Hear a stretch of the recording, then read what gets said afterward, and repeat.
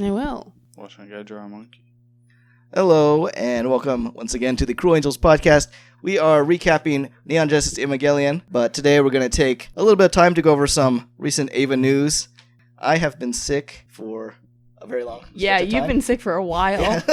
Yeah, actually, yeah. Yeah. Like 2 weeks. It was like, like when you're a kid and you get sick and you're just like out of school for like a week. Yeah. But like when you're an adult, that doesn't usually happen. But that happened to me. And I was like usually when you have a cold, right? Like you have like one peak day and then it kind of lingers for like a while. Mm-hmm. I had 3 peak days where I was just... In a row? Yeah. It was bad. It was just like nonstop. And then I was basically sitting on this couch rewatching Evangelion. And I found out something pretty interesting.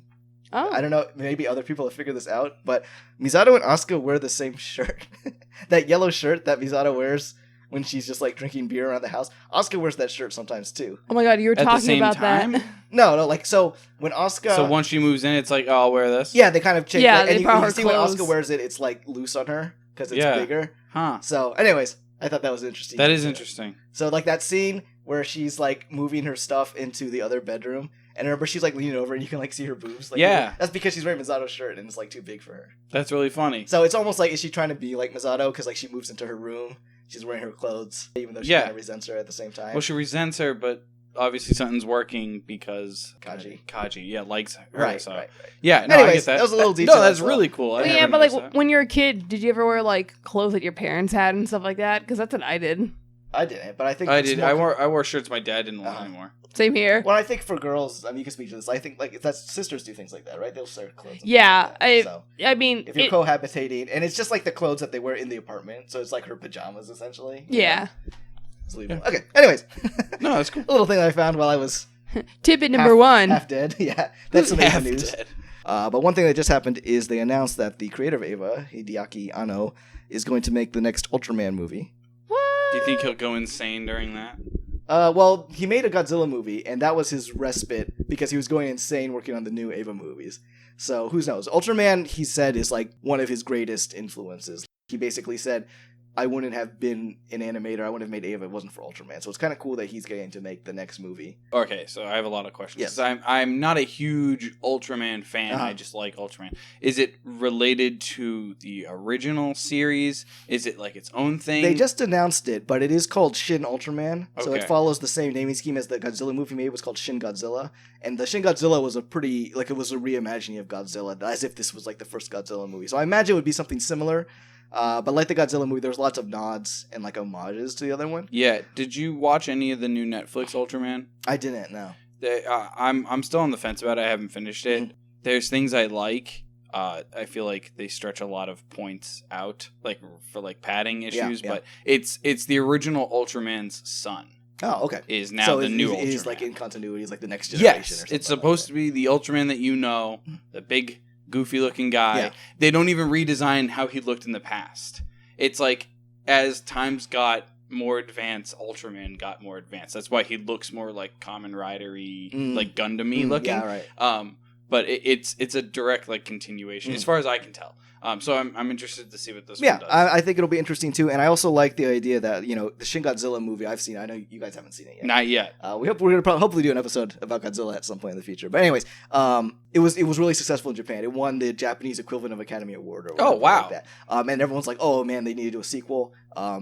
They're not doing a sequel. Part of it is because of the rights with the Legendary Pictures, the American Godzilla movies. But also, I think it's a cool idea that essentially his sequel to Godzilla is not a Godzilla 2. It's taking another classic character and doing the same thing with it. It's kind of, from a creative standpoint, that's kind of a cool idea. Like his follow-up is doing the same treatment to another character that's part of his history. Yeah, I would love to see that with like multiple characters. Yeah, then, right. like, as time goes on, it's just like, here's my interpretation of this one. It's pretty exciting. The other thing, kind of related to the Ultraman thing, is so he's going to jump on the Ultraman project right as soon as he's finished wrapping this final Eva movie, which has been in development for, I don't know, like a decade at this point. Really? Eva, the fourth rebuild Eva movie, which is called Eva 3.0 plus 1.0. What's the subtitle for it?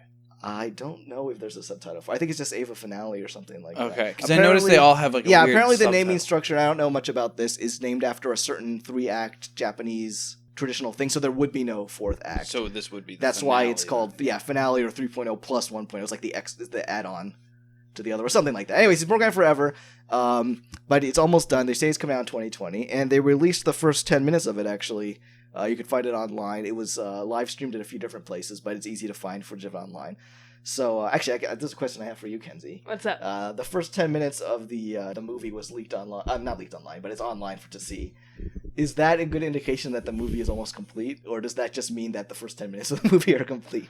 Or is there no way to know? It's probably a good chance that the movie's on its way to being complete. Mm-hmm. The way animation works is you have to have everything planned out before you kind of move on to the next step. Yeah. So you need a script. You're going to need an animatic. Mm-hmm. The animatic will go through many revisions. Right. I'm talking like a buttload of revisions. So that's the part where you would go through all the different drafts and hammer out story beats. Yeah, I mean, the script goes through just as many revisions, sure. but the animatic, you also need to make sure the script is still solid enough to make an animatic of it, and then you need to figure out all the visuals, all different shots, what the timing is going to be, and that's when you actually go into animation. The fact that 10 whole minutes, which is a lot of animation, especially for a movie, that's a lot. Those 10 minutes went through script writing, animatic, rough line art, in-betweens, nicer line art, having to color it, having to put in the special effects. All the voice acting's already been recorded. All of the audio for like sound effects and stuff has been made and put into place and edited. Yeah. Like if those are the actual 10 minutes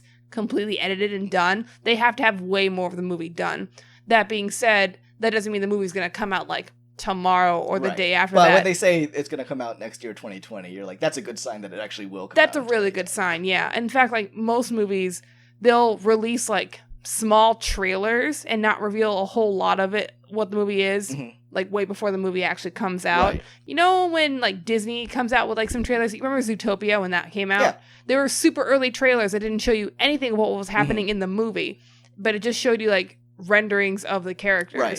Right. That's like a movie's gonna come way later. Yeah. Way later on if you don't see what's actually happening going on. And that movie went through a lot of revisions. Like there's a whole concept that they got rid of halfway through like having everything rendered. Scenes that were like already getting 3D animated and stuff were scrapped. It was crazy. And they had to work around that. So that was like a good indication like that's gonna take some time. But for them to have the first 10 minutes completely finished, that's solid and concrete, and they can't really go and take that back. Right, so right. it's Well, I was very just safe. wondering, I heard that infamously some of the more recent Final Fantasy games, what was the one with the pink-haired girl was the main character? Lightning, so that's Lightning? 13? 13. Anyway, like for that game, like apparently they were building the environments and stuff for the game before they had come up with the scenario or anything like that. So that's Yeah. why the game kind of feels like you're just walking through like a There's series of things. So I was wondering if like maybe they could have done something stupid with the production, done things backwards, and managed to get some... Building like a video game is a little bit different rather than building a whole animation, whereas in a video game you have to physically build the environments, and then it's basically like if you built your own set, and then all that matters is where you're placing the actors. Whereas the animation, literally every single thing has Animation, it's you all have to- considered at Yeah. once. Yeah, like Yeah. so from my experience with working on games and stuff like that, I've made rooms and stuff that characters have to go through, but then you just like run out of time or steam that you don't populate it with anything that makes it feel like a space. Yeah. So yeah, like I know what you're saying. My other interpretation is like I agree with Kenzie that it feels like, yeah, this thing is definitely like close to being done or definitely working out because 10 consecutive minutes of that's a lot of like stuff.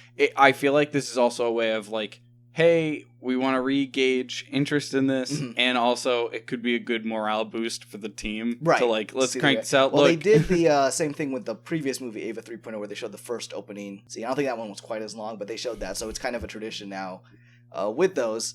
And if you want Brad's quick review of it, whatever. Most people probably know the movies take a pretty wild divergence, starting with the second movie from the series, what happens is. So by the time we've got to this movie, I mean, I'm going to withhold judgment till they're all done, and maybe there's something that kind of ties things together.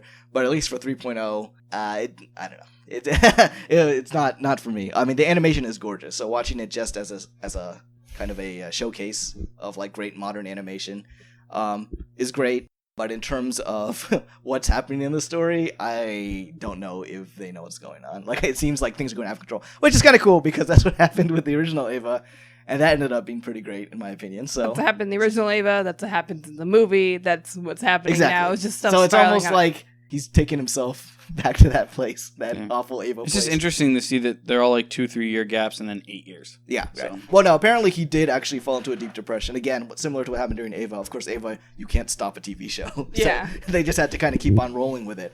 And that's why he went away to make Shin Godzilla as like a palate cleanser. He made like a Godzilla movie. It's really interesting. Yeah, and then so he came back for that. So, yeah, that's the Eva updates. I also wanted to just bring up these, when I've been working on this podcast, finding some other people writing and doing Eva-related things. Sweet. There's a website called Mubi.com that I stumbled across. We'll put all these links in the description. Oh, sweet. That have been writing essays about the different arcs in the Eva series, and they've been really great. I don't think they're done with them yet. They're releasing them like semi-weekly, and they're really great. So I would definitely recommend checking them out. One of the things they wrote about is like, I think it was the episode with the diamond. Oh, your favorite thing? The diamond. I love the diamond thing. I 3D printed and painted one for Brad, and I've yet to like. Yes, that will be our next full episode that will be coming out soon. Yeah, we are working on it as we speak, but we were derailed by my illness, and also we've been traveling. But anyways, I was gonna say the article had this funny line about that episode that was like, "Oh yeah, Tokyo gets attacked by this giant angel, but that's only the second most horrifying thing that happened to Shinji that day. He also had to go to Ray's apartment and have that thing happen." Oh my god, that's right. So I would check those out, and I also wanted to just mention that Vice, Vice.com. Wait, what? Vice, it's like an alternative news. Well, they don't just do news; they have other like funny. Yeah, right. I think other things too. But anyways, their pop culture podcast, which is called Waypoint, just finished a series. They didn't go through Eva as deep as we are, but they did do a series of episodes following Eva around. It's a good listen. I wouldn't recommend listening to it as you watch Eva, like I would say you could do with ours, just because some of their takes are bad. They're just like, I mean, I think it's cool to hear other people's perspective, and kind of like what we talked about in that one we recorded, where it's like we're finally at a time where just like normal people can watch Eva and just be like, yeah, it was okay, kind of thing. Yeah. At the same time, there's a lot of hipster normie crap in there. Yeah, and I don't want.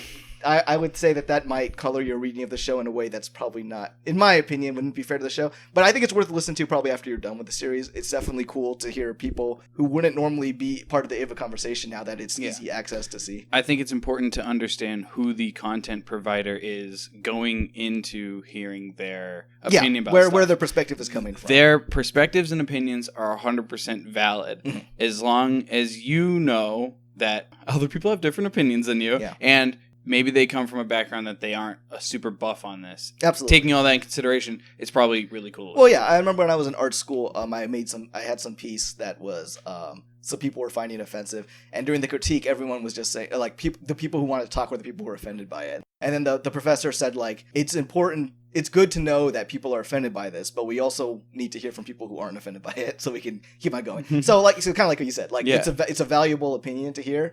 But I wouldn't recommend watching it with the series because I just think it might color your viewing of it. Yeah, it's like if you see. Then again, if you end up hating the series, maybe it'll be a good place for you. Exactly. To go and be like, oh yeah, totally. But a lot of it was just kind of like, this is anime. It also depends on like your perspective of it. So you love anime, right, Brad. Pat, I know you like some anime. You're not as big. You're picky about it, but you're also into mechas and if it has a robot in it, I can turn off, like, if there's surrounded by garbage, if the robot fighting makes it worth it. If the robots are designed well and the fights are good, I'll watch it. And I love anime and I'm into animation, so our opinions are very different because we live and breathe a lot of that this show is, as opposed to just like taking anime, putting aside and being like, that's a genre of show.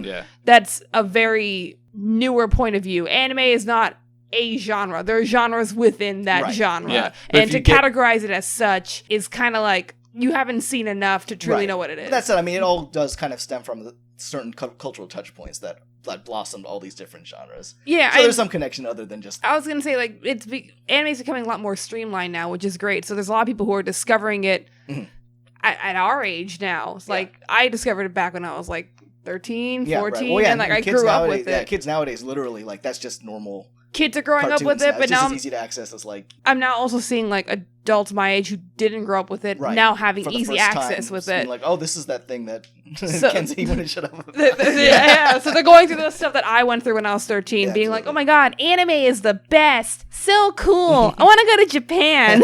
You'll see it on movies and anything like. I hated this movie, reviewed by a guy who normally doesn't like this type of movie. Right. Well, and I think there's a lot of things going on, and Eva obviously would be a big target for this kind of thing.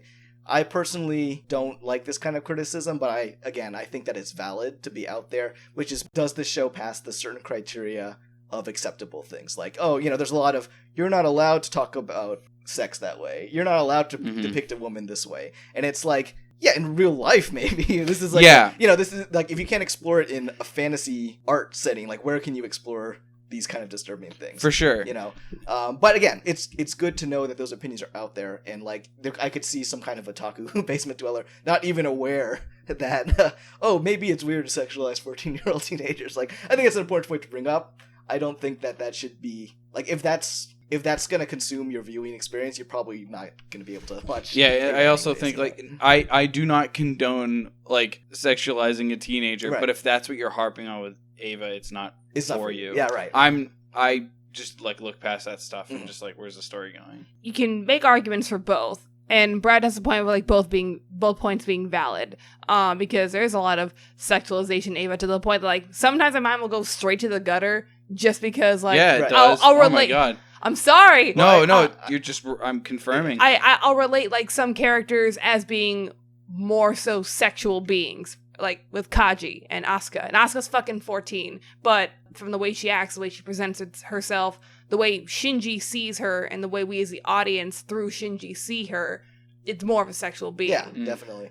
And I love it sexualizing 14 years. I don't mean I like that your mind will be like, this, anything could happen in this show. Yeah. Like other shows, like you would watch a show and you'd be like, there's no way they're going to do that. Like that possibility is not on the table because wouldn't fly. It's cool to see a show, and like that's why I like horror movies so much, like good horror movies. It's like, that they're willing to go anywhere. A little bit further. So it's harder to predict what's going to happen. If things have to pass a certain test of like acceptable and not acceptable to like polite society, you're going to have a lot less interesting stuff. Yeah, what's that?